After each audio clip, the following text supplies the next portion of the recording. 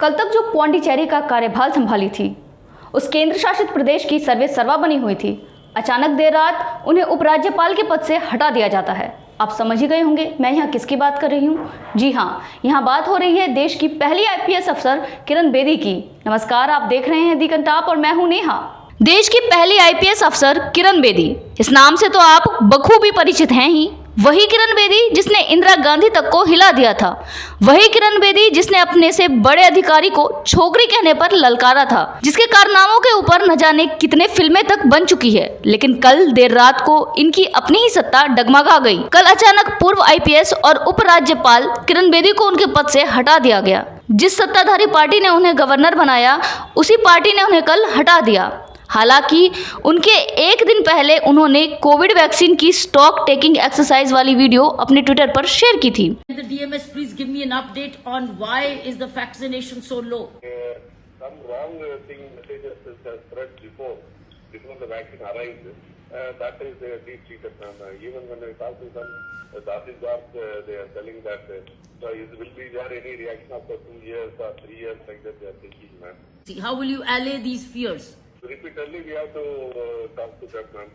But day by day the pace is slowly picking up, ma'am. But the last date for the healthcare workers is the 20th February.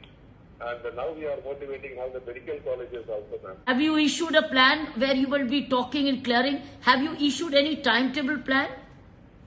That you will be going to such and such college, such and such time? Have you issued any plan?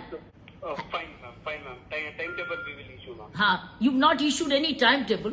Unless you issue a timetable and the colleges know and then say you are there for a Q&A and you are there to answer and you are speaking as a medical practitioner yourself. So when you speak as doctors, both of you will answer the medical issues as well.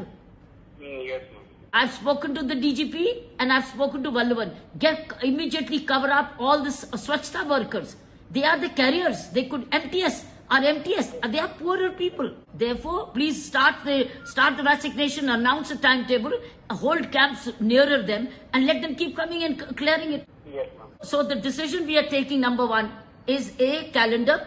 Secondly, Arun needs to go to the police and LAD and others, address them while going to the medical colleges and healthcare facility. Basically, frontline workers. Third is Swachhta workers to be covered.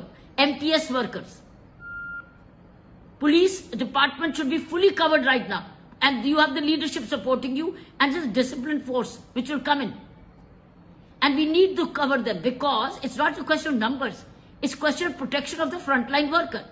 This was my message for now. Yes, ma'am. Okay, go ahead. Thank you.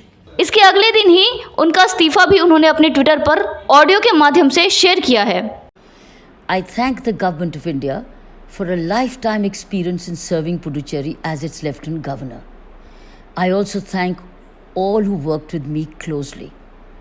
I can say with deep sense of satisfaction that during this tenure, Team Rajnivas diligently worked to serve larger public interest. Whatever was done was a sacred duty, fulfilling my constitutional and moral responsibilities.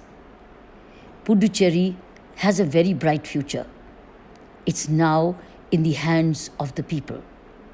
Wishing for a prosperous Puducherry. BJP की माने तो इसके पीछे 3 बड़े कारण बताए जा रहे हैं। आपको दिल्ली के पूर्व उपराज्यपाल और दिल्ली के मुख्यमंत्री अरविंद केजरीवाल के बीच की आपसी मनमुटाव और कहासुनी की घटना तो याद ही होगी। बिल्कुल वैसा ही घटना पुडुचेरी में भी देखने को मिला। वहां की राज्य सरकार ने कथित तौर से किरण बेदी पर यह आरोप लगाया है कि वो निर्वाचित सरकार के कामों में दखल देती हैं। आगे के चुनावों को देखते हुए ऐसा माना जा रहा था कि कांग्रेस आगामी चुनावों में इस बात को एक अहम मुद्दा बना सकती है, लेकिन उन्हें हटाकर इस मुद्दे से पहले ही छुटकारा पा लिया गया। दूसरी बात यह भी है कि वहां की क्षेत्रीय पार्टी AINRC किरण बेदी के इस काम से खुश नहीं थे। ऐसी अटकलें लगाई जा रही थी कि बीजेपी AIDM गठबंधन की सरकार बना सकती है और उनका तबादला करने के बजाय उन्हें हटा दिया गया।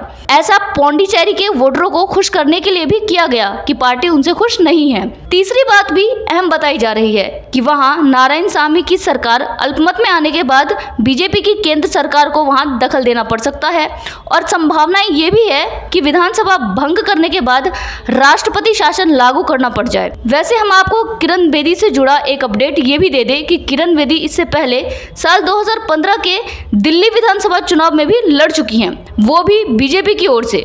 पर यह बात भी अलग है कि वहां उन्हें हार का सामना करना पड़ा। ऐसी घंटाप वीडियोस के लिए आप हमारे चैनल दी घंटाप को फेसबुक पेज और यूट्यूब चैनल पर लाइक, सब्सक्राइब और ज़्यादा से ज़्यादा अपने दोस्तों के साथ शेयर करें और हाँ, बेल आइकन का बटन भी प्रेस करें ताकि जब भी अपनी नई वीडियो अपलोड करें तो नोटिफिकेशंस के जरिए आप सबको पता चल सके और आप सब ऐसी ही खबरों से अपडेटेड होते रहे। शुक्रिया।